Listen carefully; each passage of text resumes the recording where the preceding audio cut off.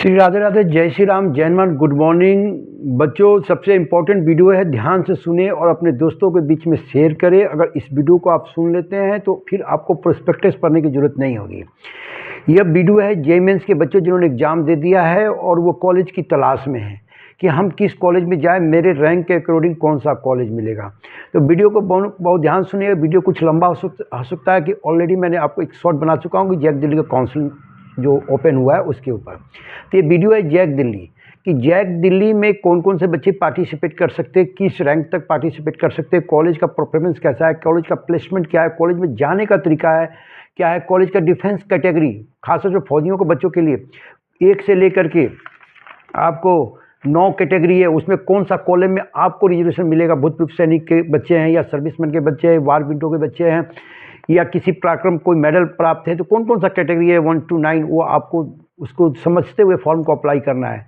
Jack Delhi बहुत ही India का top college है जहां का प्लेसमेंट के बारे में कोई डाउट ही नहीं होना चाहिए किसी को कि प्लेसमेंट क्या मिलता है। जिसमें एक कॉलेज है केवल फीमेल कैंडिडेट के लिए, वहाँ केवल महिला अप्लाई कर सकते हैं, गर्ल्स कैंडिडेट कर सकते हैं, बाकी कोई अप्लाई नहीं कर सकते। बाकी और जितने भी कॉलेज में उसमें गर्ल्स भी अप्लाई कर सकते हैं।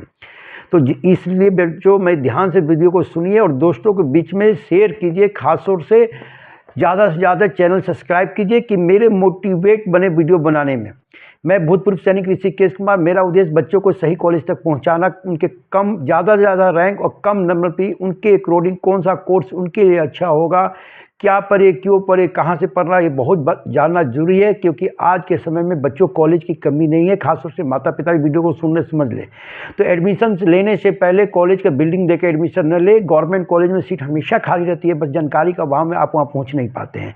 इसलिए आप जब भी बच्चों को एडमिशन या कोई कोर्स करा रहे थे उसका फ्यूचर देख ले कि अगले 4 साल की, उसकी 4 साल में ये जीवन डिसीजन होने वाला है कि 4 साल में आगे क्या बनेगा। तो 4 साल के लिए 4 साल के बाद का ऐसा नहीं कि 4 साल का कोर्स करे और उसकी 40 साल का लाइफ बर्बाद हो जाए। तो इसलिए ध्यान से वीडियो को सुनते हुए बच्चों अपने दोस्तों के बीच में शेयर करें। और मैं स्टार्ट करता हूं। जैक दिल्ली का जो काउंसलिंग का जो समय है वो 21 मई से बच्चों स्टार्ट हो चुका है। 2 जून उसकी लास्ट डेट है। ध्यान से सुनेंगे, 21 मई से लेकर 2 जून लास्ट डेट है। लेकिन बीच में जिन बच्चों ने 21 मई से 2 जून तक अप्लाई नहीं कर पाया तो एक दिन विंडो ओपन और होगा, वो है 19 जून का तारीख। मैंने 19 जून को जैक दिल्ली आपको दोबारा चांस देगा कि आप कॉलेज में अप्लाई कर सकते हैं। दूसरी बात, जो रजिस्ट्रेशन फ़ी है कॉलेज का वो 1500 रुपया नॉन रिफंडेबल है। इसलिए 1500 रुपया मायने नहीं रखता। हर वो बच्चे जो जेईई मेंस में किसी भी ज़्यादा रैंक भी है 7 से 8 लाख 9 लाख, तो वो पक्का अप्लाई करे।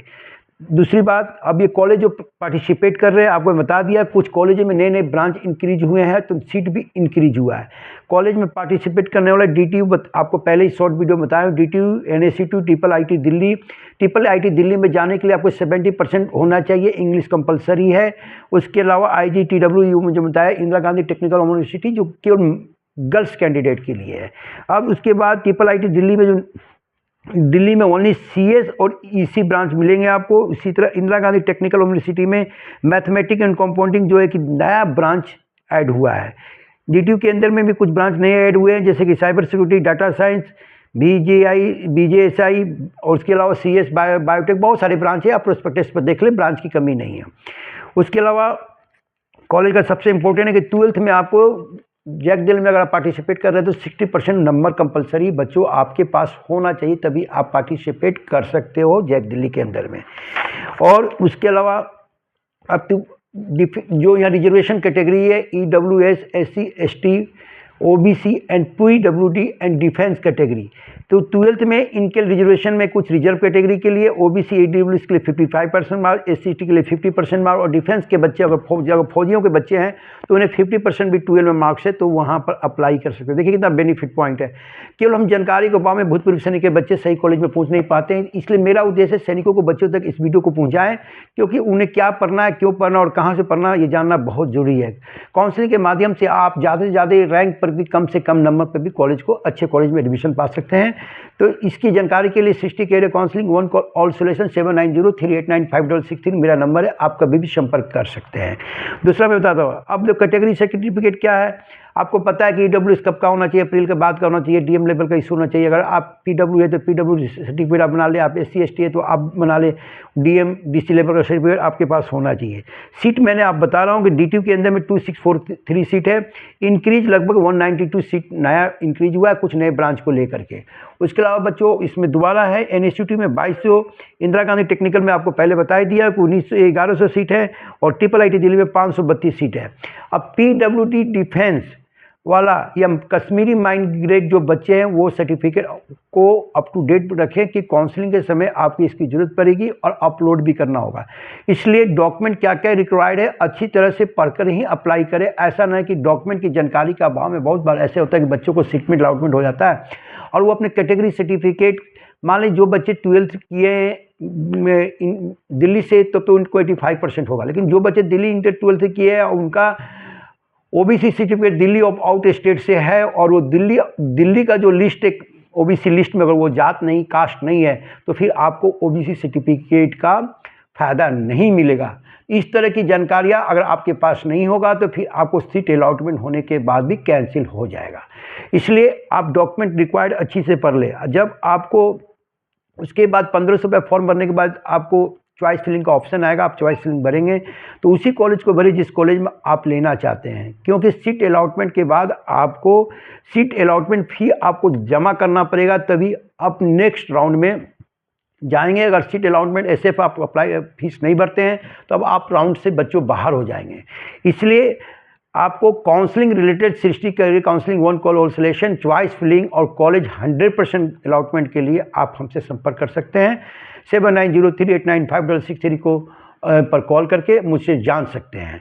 दूसरी बात, इसके बाद जब आपको सीट अलॉटमेंट होगा तो 2 ऑप्शन आएगा, फ्रीज एंड फ्लोटिंग। फ्रीज माने कि जो सीट आपको मिला उससे आप सेटिस्फाइड है तो आप फ्रीज कर दे, फिर आपको नेक्स्ट राउंड में नहीं जाएगा, फिर आपको सीट अलॉटमेंट लेटर मिलेगा, फिर जो भी डॉक्यूमेंट लेकर कॉलेज में दिए हुए समय में आपको रिपोर्ट करना पड़ेगा। फ्रीज का मतलब है कि मैंने 1 से लेकर 30 या 1 से लेकर 25 जो मैं सीरियल नंबर चॉइस फिलिंग किया मुझे 15 नंबर अलॉटमेंट हो चुका है, तो मुझे 15 से ऊपर का मैंने 14 से लेकर 1 तक का नेक्स्ट राउंड में अगर जाना है तो मुझे फ्रीज करना होगा। ये फ्रीज और फ्लोटिंग का रूल। तो फ्रीज और फ्लोटिंग का जानकारी होने पर आप सही कॉलेज में अपग्रेड करके जा सकते हैं।